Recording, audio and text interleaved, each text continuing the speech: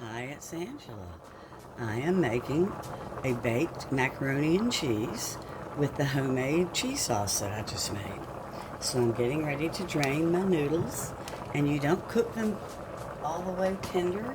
You want them to be what they call al dente, where they're a little bit tough. Mushy makes terrible pasta, terrible macaroni and cheese. Give me 1 second while I pour cold water and get the starch off.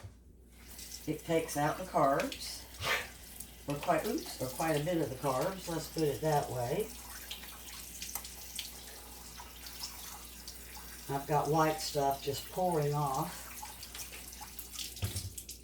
Oh my gosh, you should see it.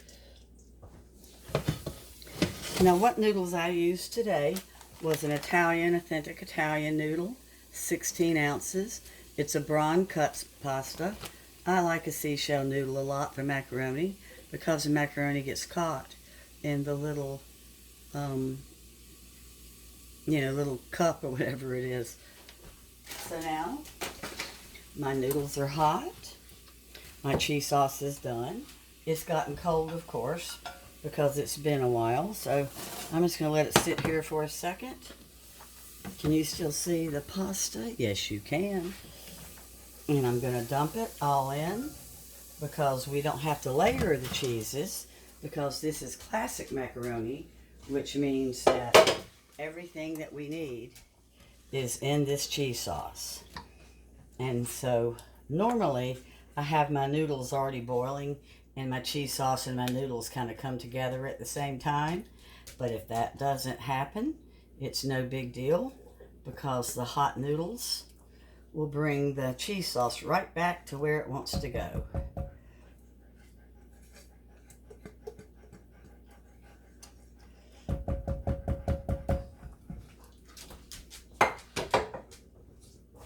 I learned how to make this, I guess, in 1973 or 4. I was a young bride and had always had this at my mother's house, but no one ever taught me how to cook.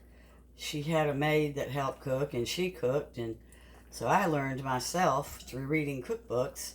Luckily, I love to read. Now, if my if my cheese sauce had still been smooth, it would have gone a little bit quicker. But you can see how it is coating every noodle.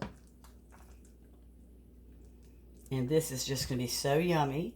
This was my roux, and then my homemade cheese sauce I made with the onion powder, the dried mustard, and some salt, and a touch of cayenne. So here we go. I'm going to have to taste one. Oh yeah.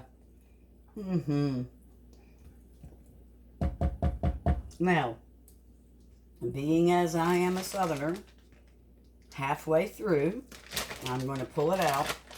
And since this one's not very big, I am only going to melt half of a stick of butter. And I'm going to put that half stick of butter all across the top.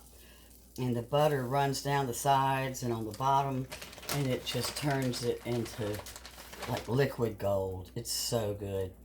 And then I just threw a little bit more cheese on top just to get a little bit more of a cheese flavor.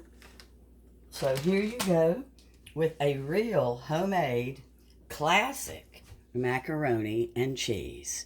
Isn't it beautiful? If you make it for your family, they will love it, and they probably will never let you make your regular macaroni and cheese anymore. So what I'm going to do is when it comes out of the oven, I'm just going to take a picture of it, and the cooked macaroni and cheese will be the thumbnail. How's that sound? I don't know what that is. Well, thanks for watching, and I hope that you would love to try this. They used to call this Southern macaroni and cheese, but I call it classic. Have a good day, everybody. Bye-bye.